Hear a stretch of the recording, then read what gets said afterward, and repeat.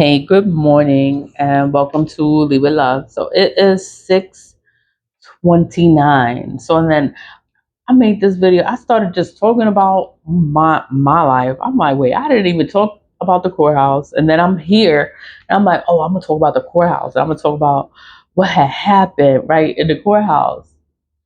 Leave With Love. Leave With Love is a spiritual channel. Leave With Love. I talk about return ascenders. I talk about cleansing. I talk about spiritual things. It's to help you, it's to cleanse you, it's to protect yourself. Because a lot of people do spiritual work and then they deny it. They lie.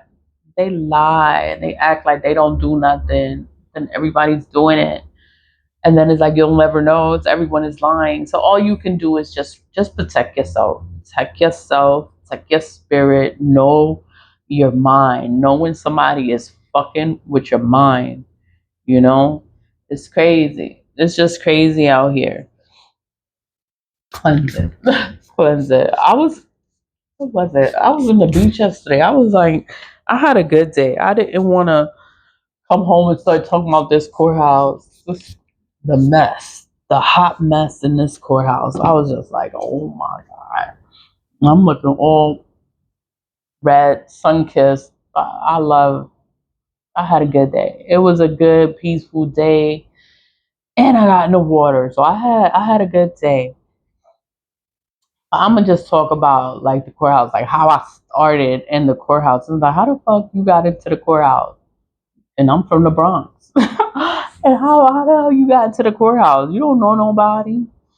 I was working as a temp in the courthouse. I was working as a temp. I was on public assistance. I was on public assistance and public assistance public assistance had the begin program. It was the begin program. I had to go to meetings and they was like, oh, we could put you to work in the courthouse if you want to work in the courthouse. They had all these opportunities to work. And I was like, oh, I'll take the courthouse. I'll work in the courthouse.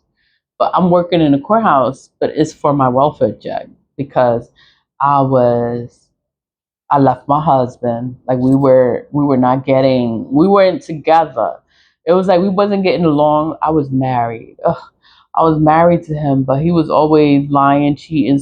He was just doing the most. And it was like, and I didn't want to be with him, but I couldn't leave because I wasn't working. I was a full-time student at DeVry University. This is where I learned about business administration. I learned the law. I learned the rules. I learned about civil rights. I learned about discrimination. And I learned how you're supposed to be treated when you are working. When you have a job and you're dealing with discrimination or there's a problem, you're always supposed to bring it to someone's attention. You're always supposed to talk about it. You're always supposed to document it. You're supposed to put the date, time, the location, who's in the room, who's in the room. You're supposed to document all of this. You're supposed to keep a record of everything. You're supposed to keep a paper trail. Yeah, I learned this. I learned this in college, DeVry University. That's the best thing, the best bit of knowledge that I retained, that I kept with me, and I took it with me. I'm like, you're not gonna treat me any kind of way. Like I'm gonna complain. I'm gonna file a report. I'm gonna tell somebody, you know. But I learned that in college. And I was a full-time student. I had to drop out of college because I wasn't getting along with the husband, but I couldn't leave him because I couldn't take care of myself because I was a full-time student. I had to get on public assistance. So I got on public assistance. Then I had to work. And then the work that they picked was in the courthouse. I was working in the courthouse for my welfare check, for my public assistance, for my EBT. That's how I got into the courthouse, because I was on public assistance and I was working there, I think, for like 6 months.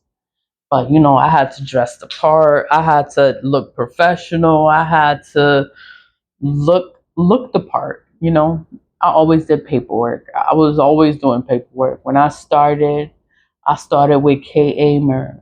Kay Amer. She's deputy county clerk. You have the Bronx County Clerk. You have the deputy county clerk. You have the second deputy county clerk.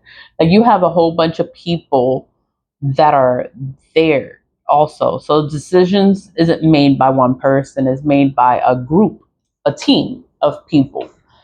So when Kay Amo was like, whenever an opportunity comes for a position, she's like, apply for that position because we're most likely you're going to get the job because you're here already. You're doing the work. You know how to do the work.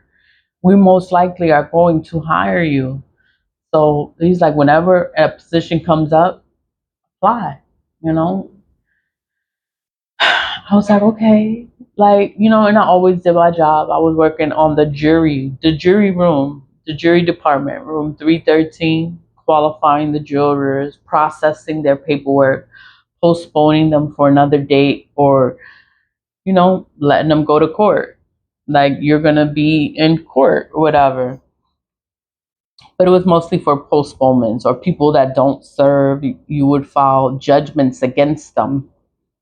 It's a $250 fine for not completing your jury duty service. Yeah, I was doing those. They were called non-compliance. I was doing those judgments. But people, all we wanted you to do was just come in and serve your jury duty service. A lot of people cannot speak English. They can't communicate in English. This is the Bronx. This is a Latin community. A lot of people speak Spanish here. They're not competent in English. But jury duty service is like you just have to come in. They're gonna interview you. Once they see you don't speak English, they're not gonna put you on a case. Like they just want you to come in. Even if you don't speak English, even if you're not an American citizen, even if whatever's going on, it's like all you got to do is just come to the courthouse and they're going to take you out of the system. But you have to respond to the jury summons, because if you don't respond to the summons, you will be fined $250 for not attending jury duty service. It's called a non-compliance. That's what it's called. It's $250 fine on your credit, and it says it's from the Bronx, 851 Grand Concourse, the Supreme Court. Why? This is on my credit. It says this from the courthouse. Then you go to the courthouse, you find out why you got the fine. Because jury duty? Because I didn't go to jury duty, you're going to fine me $250? Yes. Yes, they will. Just answer the summons so you don't get the fine, so you don't get this on your credit, so it doesn't mess up your credit. Just go and, they're going to interview you. They're going to see if you're competent, because if you don't know, if you're not mentally sane, you don't understand English, you don't understand, they're not going to put you on a case. This is for cases. This is to be put on a case. They're not going to put you on a case if you don't, all you got to do is show up. This was in 2006. There was no opportunities. Like everyone that's there, that's it. They're just there. So I requested a transfer to room 118. Hey, Amy was like, if you go downstairs, you can't come back up here. And I was like, damn. And she was the best employer I ever had. I'm 45. She hired me. Like, she believed in me. She hired me. I will never forget this woman because she hired me. And there was a lot of people going for the same position because there was a lot of people on public assistance too. We was all there. We was all going for that same position. They saw it popped up. They was there too. But I got it. I got the job. And I had to wait for the phone call, wait for them to tell me who got the job. I was like, I got the job. I had to go to 123 William Street, sign the paperwork. That's headquarters. Sign the paperwork. You have to sign contracts. You have to get your ID, have my ID, and I'm in the system. You signing contracts to work in the courthouse. You signing NDAs, non-disclosures agreements. You can't talk about the courthouse. You can't say nothing. Like, you here and you just doing your job. They gave you the discrimination package, the employee handbook, rules, things that's not supposed to happen, things that goes on, who you supposed to go to. They gave me all that information. And I'm working. Like, I'm working. I got the job. and I'm with Kate Amer. I'm doing jury. Then I requested a transfer in '08 to go to 118, but it was still, we was still had people in the public assistance program, the Begin program. The program, it was a good program because it gave a lot of people opportunities to get a job. But then places of employment were not that great either because they would take advantage of the people because they knew that they needed a job. And it was a time in the courthouse. I remember his name, but I'm not gonna say his name. But he was a boss. He was a supervisor, and he supervised all these ladies from the program. He would supervise them, and he promised them jobs, that he would get them a job, sexual favors. He wanted sex, but he's married. He's married, but he would have these girls thinking that they're gonna get a job if they sleep with him or they do something for him. They got them buying them lunch and they're on public assistance. They don't have money. So and then you got these girls in the program buying you lunch and doing things for you. He's like taking advantage of these girls. And it's like they don't know, they just want the job. So they're gonna do whatever you're telling them to do to get the job. She Girls was on EBT, using her EBT to buy this man lunch.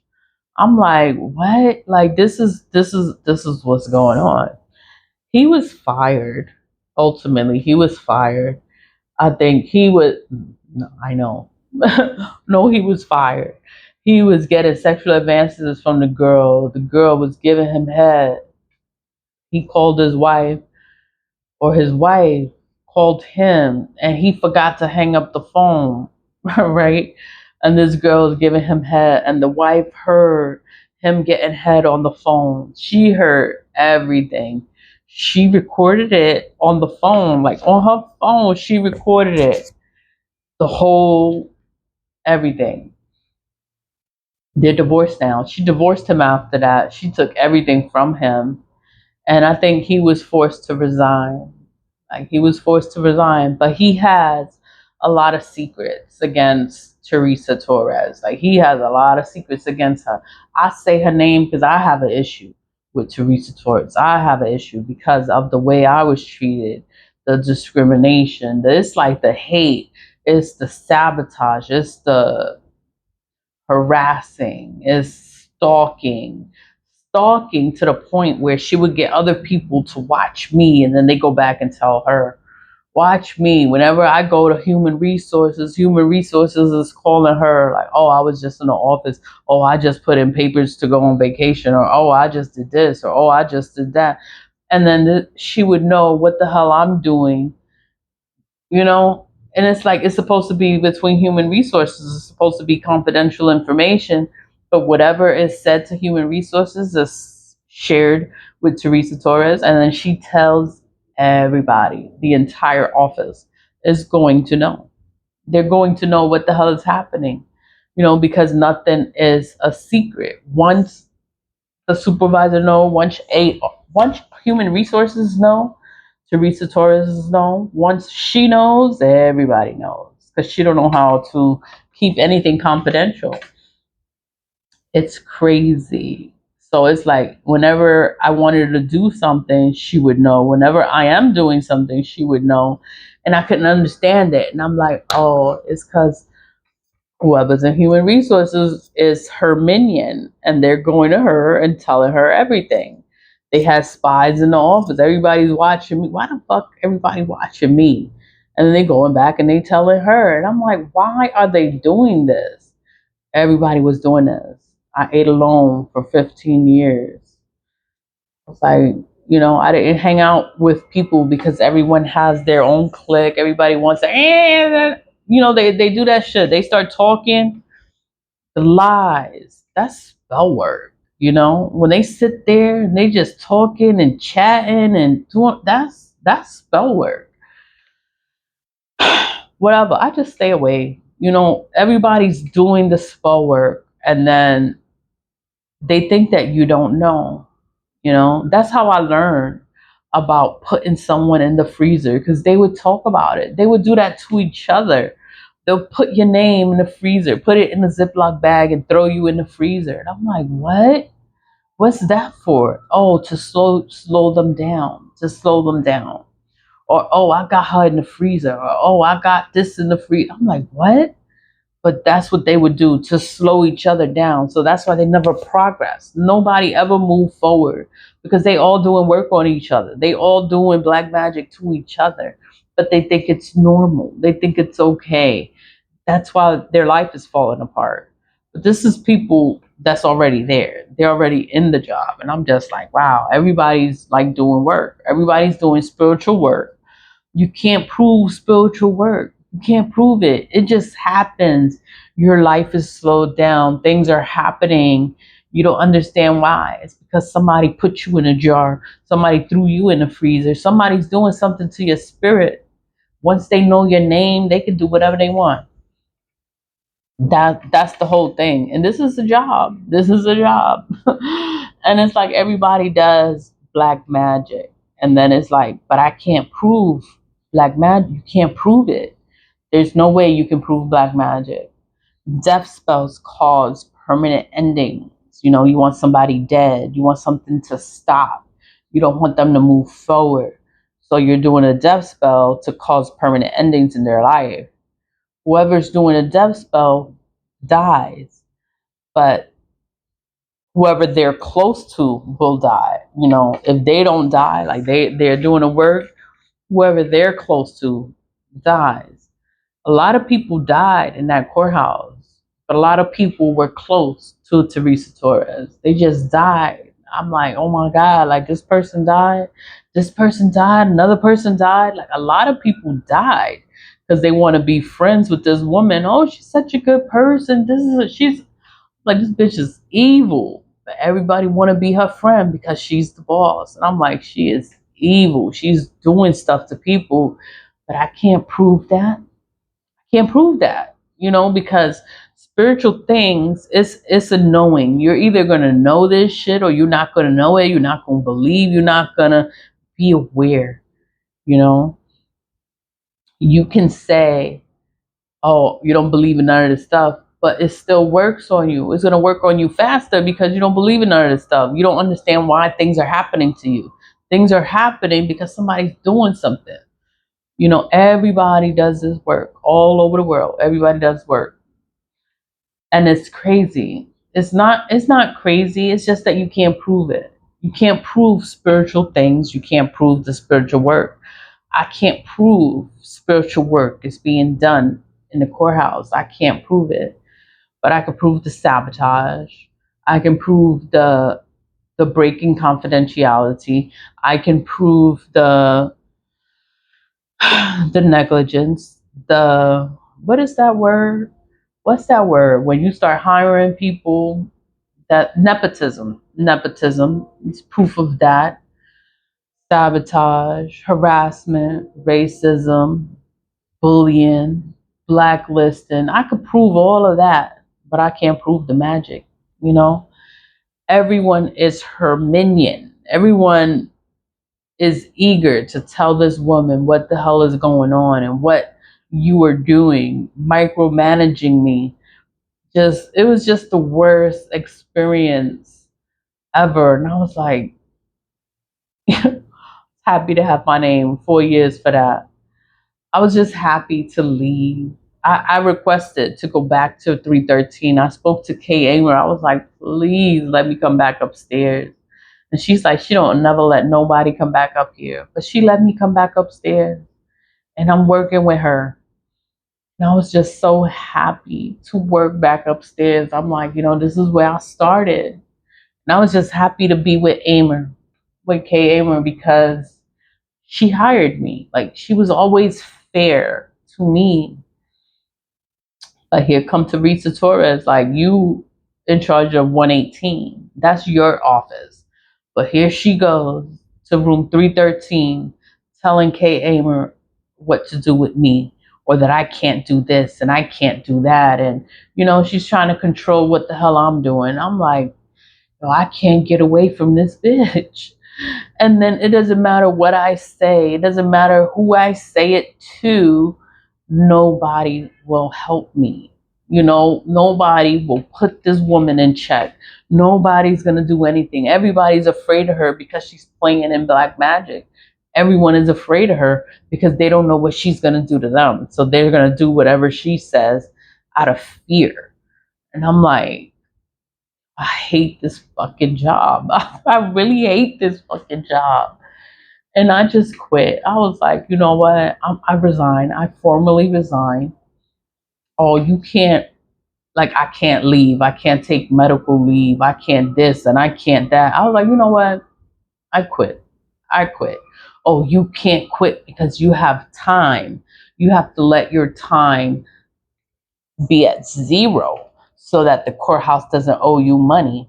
So I couldn't resign when I wanted to resign back in March or April because I had too much time. It was like, you can't leave, that I have to stay here. I was like, I don't want to stay here. They was like, well, you could just take off. You can take off from the job until you don't get paid no more. So that's what I did. I just stopped coming to work. I stopped coming to work. I used up all my time until I wasn't going to be paid anymore. Once it was zero, they were like, oh, you're not going to get paid anymore. I was like, I'm not going to get paid anymore. I was like, you know what? I can actually resign. And I came in person to submit my resignation. I was like, fucking happy. I don't have to deal with this courthouse anymore. And I resigned on October 14th. It would have been 15 years, October 19th. I was like, I'm not getting paid to be here. I was like, I don't care. They could keep that. They could keep it. I'd rather have my freedom, my sanity, everything. It just went to shit. They was like, oh, you have a year and you can apply back into the courthouse. I was just happy to be out of the courthouse. And I never looked back. I opened a nonprofit. I started working in Burlington because I needed money to open a nonprofit. I didn't have the money. So I was like, I gotta get a job. So I started working in Burlington. And every time I got paid, I saved every penny. I didn't go shopping. I didn't do anything. I saved every penny so that I could open a nonprofit. And I was like, I'm gonna open a nonprofit. I'm gonna file the 501c. I'm gonna do everything I have to do. And that's what I did. I did what I had to do. And I got my nonprofit. I'm the director. I'm the owner of that. And I'm just like, moving forward, moving forward. I am 45. I am happy. I'm at peace with my life. And this job is it's just not, it's not a part of my life. It's like, I don't care about this job. I hated this job. It was the worst kind of experienced, for you to be treated unfairly, to be discriminated against because I'm a woman, because I'm young. I can look young, but I am not stupid. Not stupid. I'm educated. I know what the fuck I'm doing. If you teach me how to do something, I'm gonna do it. The way you teaching me how to do it, I'm gonna do it. I'm gonna learn. I'm gonna do the job. I'm gonna be good at it. That's why I did all the departments. I ran every fucking department. No, I didn't run the department, but I worked every department. I can do every job function. Why? Because I'm efficient and I'm good at it. That's why. Had me doing everything. Why? Because you can do everything. I'm fucking good at it. But whatever. It's like this woman made my life a living hell while working in this courthouse. And she is in the 405-page document. Teresa Torres is all over this court document, 405 pages that nobody wants to acknowledge. Nobody wants to look it up. Nobody wants to read it. It's filed in federal court, 500 Pearl Street. So it's in the Bronx Supreme Courthouse because it's a Bronx issue. It's in the Bronx. We in the Bronx. Whatever's going on, it's in the Bronx. I'm suing the fucking Bronx, the Bronx Supreme Court House. I'm suing the entire unified court system because it's a system. I had family court issues, child support issues. They never helped me. Like every judge or every person, it's like they were worked against me. You know, it's $80,000. This man owes $80,000. I would want warrants of arrest issued. I would enforce the orders. Nobody would help me. With my divorce, took 4 years for my divorce to be finalized, and we were supposed to split the holidays, split everything. I would enforce the judgment of divorce. I would enforce the orders so that he would help me raise these kids, and he never helped me. The judge did not enforce the order. I'm like, how you not gonna enforce? It's already ordered for this man to do something for his kids and pay for his kids and do something. He never did anything, and the courts allowed it. They allowed the bullshit, and I'm just like, oh my god! Like it was like they were all against me. It didn't matter what court I went to get help. They never helped me. No court ever helped me. No judge ever helped me. It was like Teresa Torres, talk to all of them, or everybody knows her, or she's talking her shit, or she's saying whatever she's saying, and then they believe her because she works there. But I'm like, she's a fucking whore. This bitch is so nasty. It's so dirty and so. She is evil. She's fucking evil. People would come and work in the courthouse, and she would always try to cheat the people, not pay people to work, to do jobs within the courthouse. She's always stealing the money, manipulating the money, handling the money. But then nobody knows. Nobody knows. Nobody checks. Where's the cashier? Now you have efficient cashiers, but before money was missing, nobody ever did anything. They would have blamed me for that money if I didn't move or I wasn't put somewhere else or transferred out of that department. I was a cashier briefly, and I wanted the title of a cashier. Once I requested the title of a cashier, they took me out of there. Like, you can't be a cashier. So once they took me out, this kid was charged $86,000 stolen from the courthouse. I'm like, you know what? That was God. God took me out of there. So I was like, if I was still there, they would have blamed me for that money missing. Why? Because I'm a little Bronx girl. I'm Spanish. I'm this. I'm not related to nobody. And the person that stole the money is the nephew of the Bronx County clerk. And I'm just like, I'm just a Bronx girl. I'm just this girl from the Bronx. Whatever. Single mother. You know, they would have blamed me for it, for that money missing. Whatever. They don't care. I don't know. It's like this job was just the worst kind of job you would want your child to work in. Like they're treating your child unfairly. They're discriminating. They're forcing you to do more work than everyone else because they don't like you. Or they want you to do all the work because you know how to do the work. You're efficient. Surrender orders. I would get the orders. Like people would surrender their children to the court. And that child is awarded the state. That's what I was. I was awarded the state. And I was the one accepting the surrender orders. I was recording the surrender orders. So it was like a lot of stuff that happened in the court. It was like I was always in the courthouse. I always had issues in the court, and it was like I was always connected to the courthouse. It was always an issue. It was always something. And it was always a different court I was connected to. And I was awarded the state. I remembered that because I'm doing the surrender orders, and I recognized somebody that I knew and their child. They surrendered their child to the state. And I called. I was like, I got these papers. Is everything okay? And she's like, I had to do what I had to do. I can't take care of the baby. She couldn't take care of the baby. So she had to give her baby up to the state. And she's like, nobody will help me. I was like, I understand. I understand. And I never spoke to her again after that. I was just like, I understand. So I was awarded the state too. Whatever. We all go through things, life.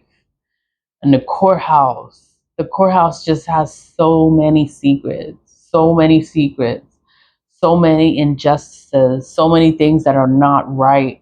You have a lot of criminals in the courthouse because there's criminals in the courthouse, and then they hire their criminal family members to be in the courthouse. That's why the court is corrupt, because they keep hiring criminals, people that don't do their jobs. So these family members, they come to the courthouse and they don't do their job. They're not qualified to do the job. They treat the people unfairly because they never earned that position. That's why they treat you like shit. They didn't earn that. You know, you're making 50K a year, but you didn't earn that position. You earned that because, oh, that's your brother, oh, that's your uncle, that's your child, that's your. It's just like, wow. But that's how the courthouse is. I'm like, it's not supposed to be like this. We are not supposed to be going through things like this. I always complain. I always complained, and I brought it to someone's attention because I'm like, somebody has to do something. No one ever did anything. I have complaints going back from 2008 onward. No one ever did anything because they were all connected. Human resources is connected. The OCA, that's the Office of Court Administration, is connected. Headquarters is connected. The union is connected. The union is supposed to help you as an employee, but they help the courthouse. They don't help you. Inspector generals, IG, they're supposed to help you. They don't help you either. And the Beaver Street is like, you need a code for the elevator just to go to whatever floor you're going to, because you can't get access to that building unless you have business in that building.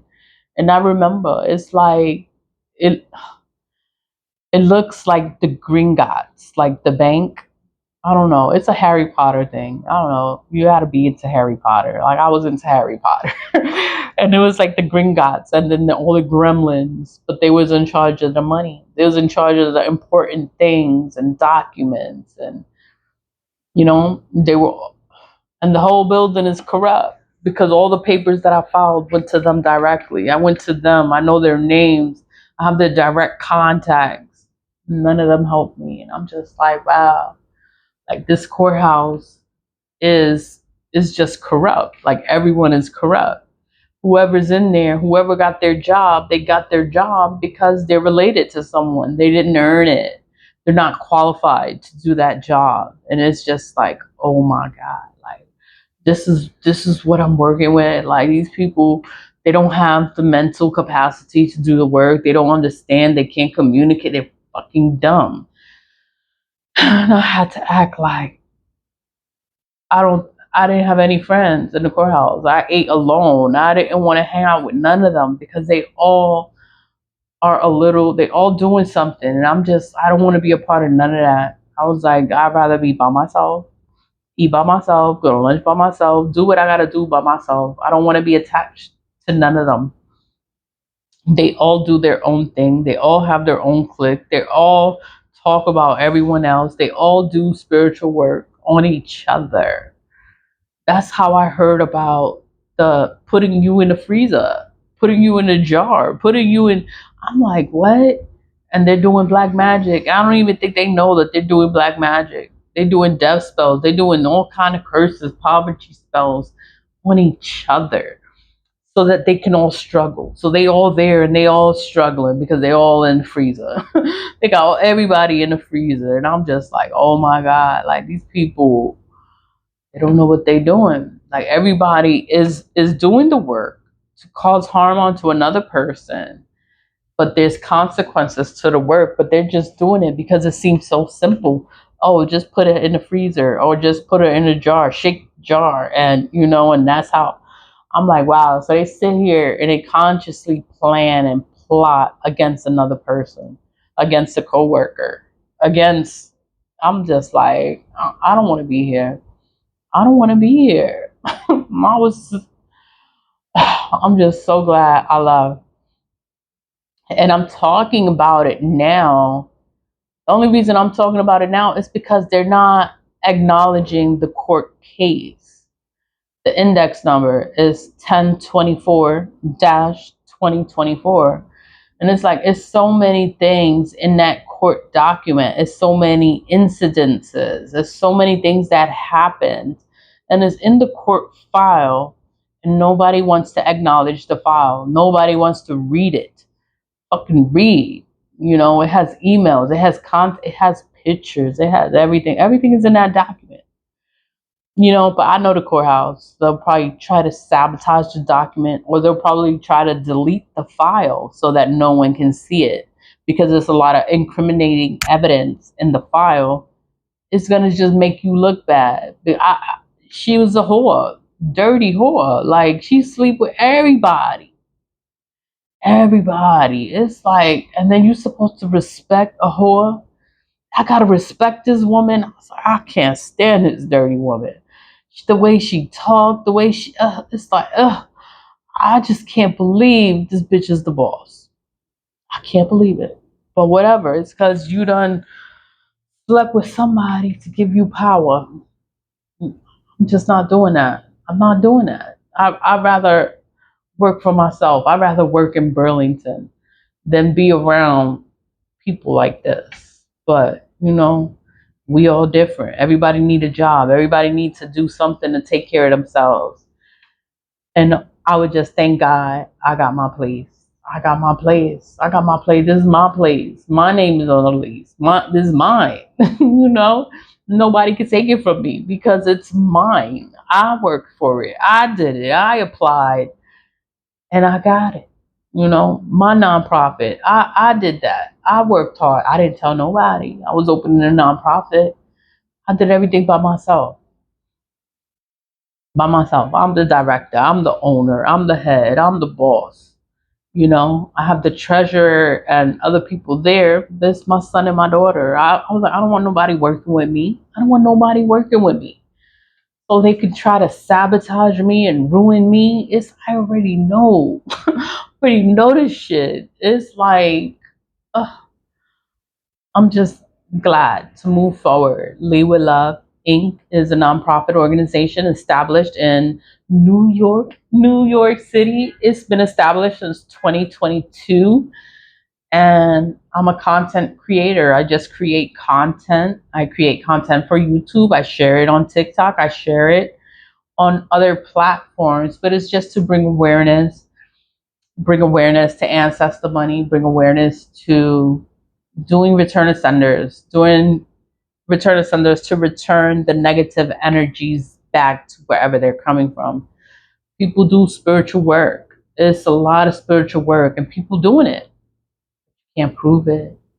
I can't prove it. I can't prove all these people that died, you know, but I know that they're close to this woman. They died because of this woman's doing death spells. She's doing something. She's doing something real evil, and whoever gets close to her dies.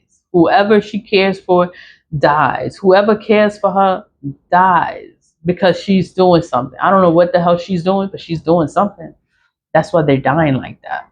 It's crazy how these people are dying, but we don't want my business. That's not my business. I don't work there no more. You know, leave with love, stay positive, vibe high. And I tried to explain how I started working in the courthouse. I started October 19, 2006, and I resigned October 14, 2000, you know, and I'm just happy to have Leave with Love Inc. and it's mine. Leave with love. Bye.